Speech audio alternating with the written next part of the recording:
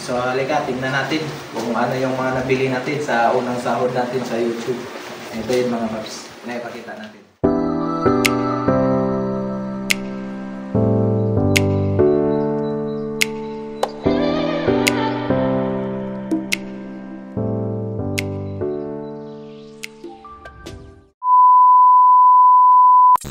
So ayun guys, update lang sa unang sahod sa YouTube.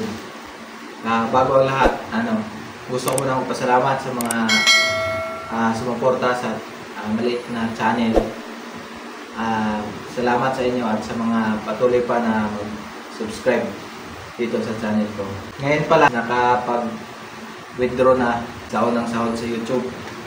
Masaya ako kasi ilang taon din ang pinagtiyagaan at ngayon ay nakuha na. Simula kasi nung na-monetize tayo, ngayon lang kasahod mga paps kasi marami pang mga requirements sa YouTube ngayon. So hindi na basta-basta kahit ma-monetize. So ito pala yung mga nabili ko mga paps na mga gamit. Kasi since na nag-YouTube ako, pinangako ko sa Lord na once na ma-monetize lang yung channel ko, pag yun ay sumahod, yung unang sahod ng mga paps, ibibigay ko talaga sa kanya. So ito yun mga paps, binili ko lahat ng gamit para sa church. May magamit kami sa aming simbahan kasi kung makikita nyo, hindi pa kami kompleto. Dahil sa YouTube na to, sa inyo ring suporta, is ito mga paps, naka-unti-unting nakabili. Kahit pa paano, malaking tulong na to sa aming church.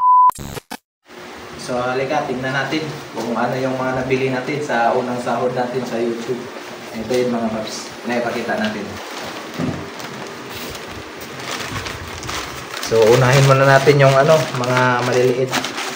So dito sa paper bag na to, bumili ako ng kapo. Wow! Pang electric yan at saka pang acoustic.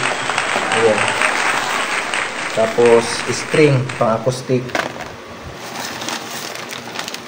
And then yung tuner ng electric guitar.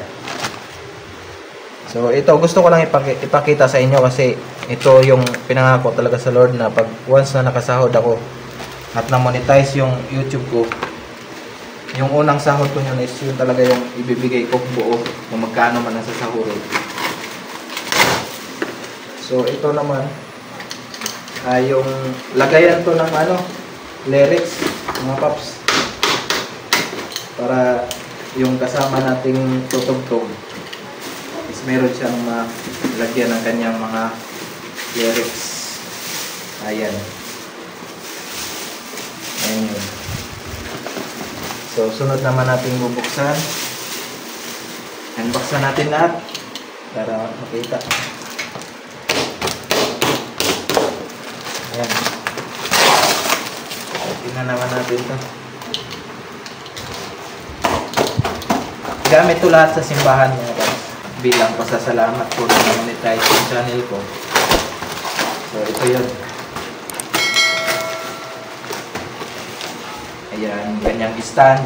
Stand yun nito. So ayan na. Buo na siya. Hulaan nyo kung ano to. Basta gamit lang ito lahat sa aming simbahan.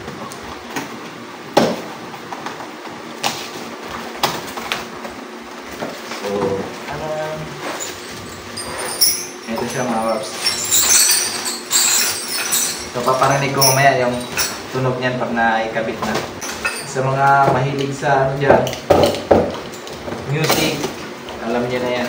Nasa church kayo, alam niyo na yan. So ito naman yung kanyang stand. Stand ng wind chimes. Ayan. So assemble na natin. So para makita kung ano.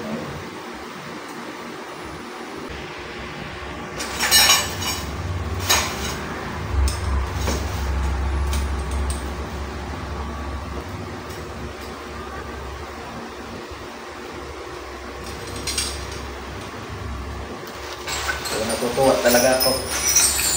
Kasi nung pagpindot namin meron ng laman. Bili agad.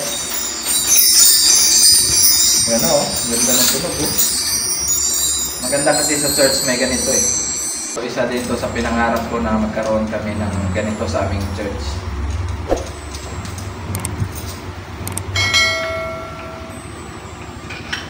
So, hindi to baga para lang din ma-inspire yung iba, yung mga nagsisimula lang sa pagbablog.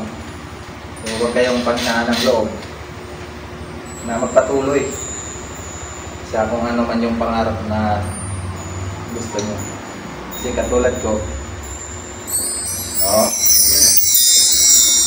ganda nito. Itong stand is i-symbolize natin.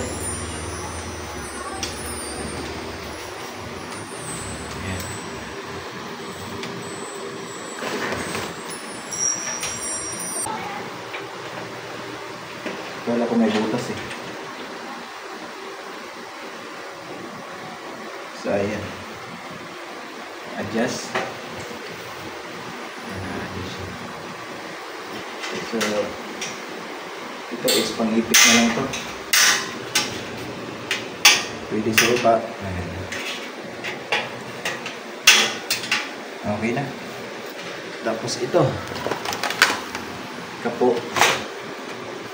Tapos mga yung effect tuner, guitar tuner. So ipakita ko na lang kung ano itsura nito.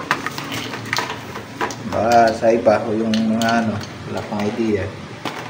So malaking tulong na to sa aming simbahan mga paps. So ito siya.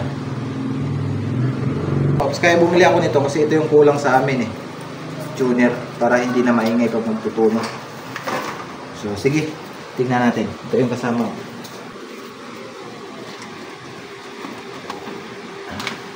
Ganda ng bago, Dali.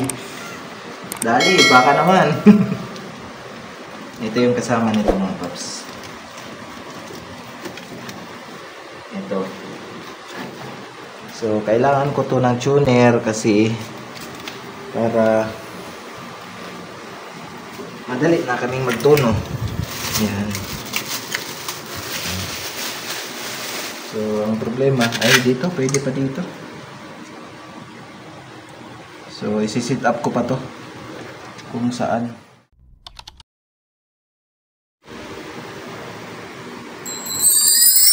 Wow!